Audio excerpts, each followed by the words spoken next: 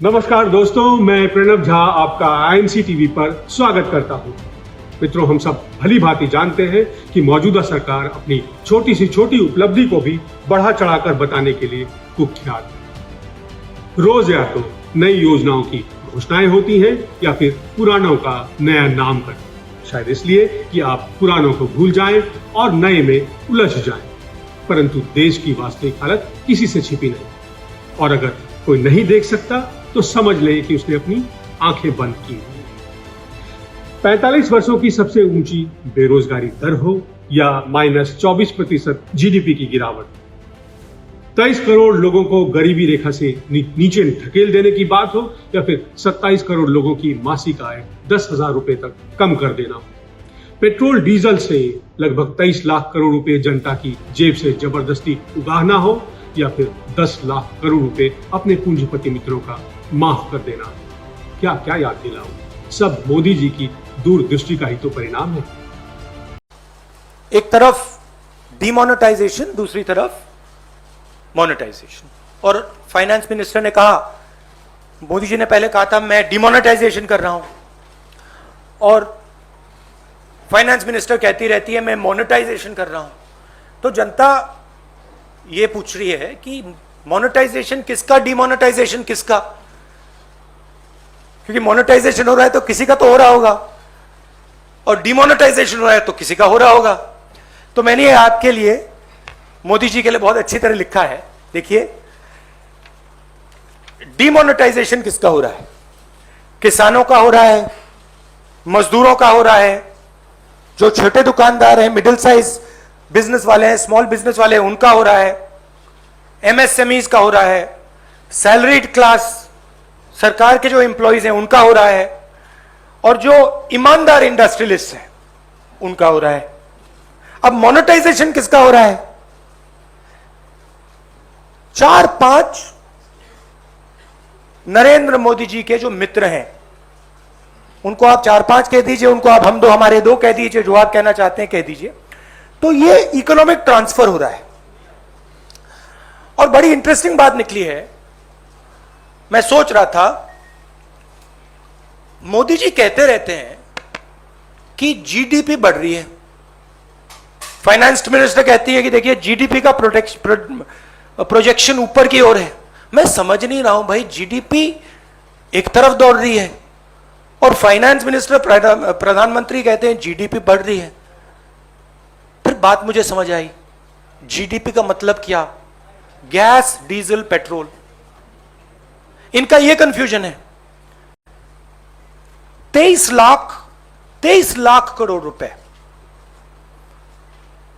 23 लाख करोड़ रुपए सरकार ने जीडीपी से कमाया है। जीडीपी वो ग्रोस डोमेस्टिक प्रोडक्ट नहीं, जीडीपी मतलब गैस, डीजल, पेट्रोल। मेरा सवाल है, ये 23 लाख करोड़ रुपए गए कहां?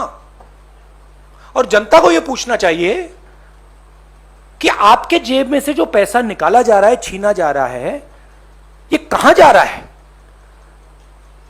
जो हिंदुस्तान के एसेट्स हैं, हमारी कंपनीज हैं, उनको बेचा जा रहा है, डिमोनेटाइजेशन किया जा रहा है, नोटबंदी की जा रही है, जीएसटी आपसे पैसा छीना जा रहा है, किसानों के 3 कानून बने हैं, वहां से आपका पैसा छीना जा रहा है। तो ये जा कहां रहा है? आपके पास तो नहीं आ रहा, आपके जेब में तो नहीं जा रहा। तो हिंदुस्तान के युवाओं को, जनता को यह सवाल पूछना पड़ेगा कि ये जा कहां रहा है, किसको मिल रहा है ये सब पैसा? 2014 में एक योजना धूमधाम से आई थी, नाम था मेक इन इंडिया, जिसका लोगो विदेशी कंपनी ने बनाया। मेक इन इंडिया का ध्येय था देश में विनिर्माण को बढ़ावा देना, क्योंकि ऐसा माना जाता है कि मैन्युफैक्चरिंग बढ़ेगी तो आयात भी बढ़ेगा। पर यह देश का दुर्भाग्य ही है कि जब हमारा आयात घटा, जिसका साफ मतलब था कि हमारी फैक्ट्रियां ठप हो गई हैं, तब वाणिज्य मंत्री ने उसको सब सुखद समाचार बताया। उनकी नासमझी का ही नतीजा है कि जब अमेरिका और चीन के बीच व्यापार द्वंद्व चल रहा था, तो बजाय हम उसका फायदा उठाएं, उसका फायदा वियतनाम और बांग्लादेश जैसे हमारे पड़ोसी मुल्कों ने उठाया। जिस चीन को लाल आंख दिखाने की बात साहब करते थे, अपने सैनिकों की शहादत के बावजूद उससे सबसे ज्यादा व्यापार किया। फर्जी राष्ट्रवादियों ने ऐप बैन की बात की, पर सवाल है कि पिछले वित्तीय वर्ष में चीन हमारा सबसे बड़ा व्यापार का पार्टनर कैसे बन गया।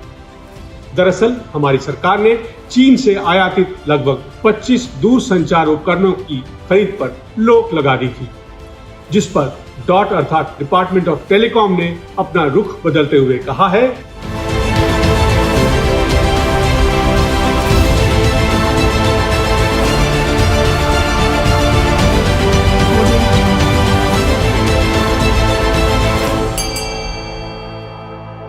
और वैसे भी चीन के साथ तो हमने अपने आयात पर रोक लगा दी थी।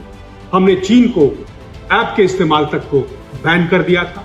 फिर ये अचानक क्या हुआ कि सरकार ने उस लगे रोक को हटा दिया।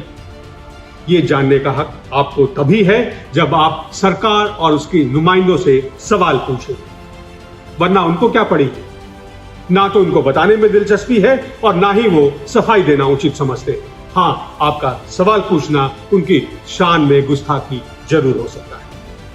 पूछना आपका अधिकार है क्योंकि आप इस देश के करदाता और नागरिक हैं, वरना तो सब कुछ चल ही रहा है।